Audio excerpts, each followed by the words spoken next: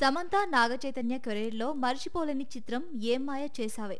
గౌతమ్ మీనన్ దర్శకత్వం వహించిన ఈ చిత్రం 2010లో రిలీజ్ అయి బ్లాక్ బస్టర్ హిట్ గా నిలిచింది. సమంత నటిగా ఎంట్రీ ఇచ్చింది కూడా ఈ చిత్రంతోనే. అంతేకాదు నాగచైతన్యతో ప్రేమలో పడటానికి కారణం కూడా ఈ మూవీనే.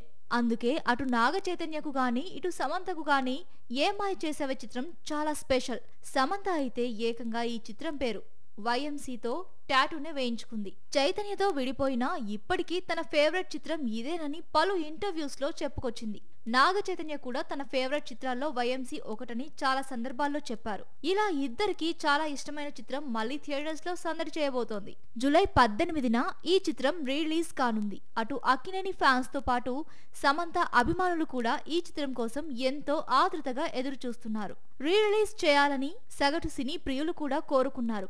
ఎట్టకేలకు 15 ఏళ్ల తర్వాత మళ్ళీ జెస్సీ అంటే సమంత అలాగే కార్తిక్ అంటే నాగ చైతన్యాల లవ్ స్టోరీ మళ్ళీ వెండితెరపై చూడబోతున్నాం. అయితే ఇక్కడ ఈ సినిమా కంటే ఎక్కువగా మరో విషయంపై అందరిలో ఆసక్తి నెలకొంది.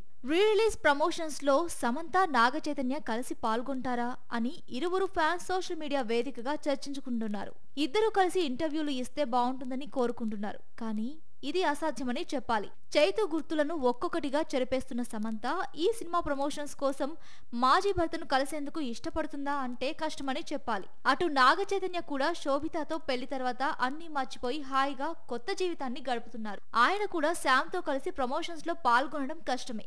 అభిమానులు కోరుకున్నట్లు వీరిద్దరూ కలిసి ఒకే వేదికను పంచుకోవడం ఇప్పట్లో అసాధ్యమని సినీ విశ్లేషకులు అభిప్రాయపడుతున్నారు.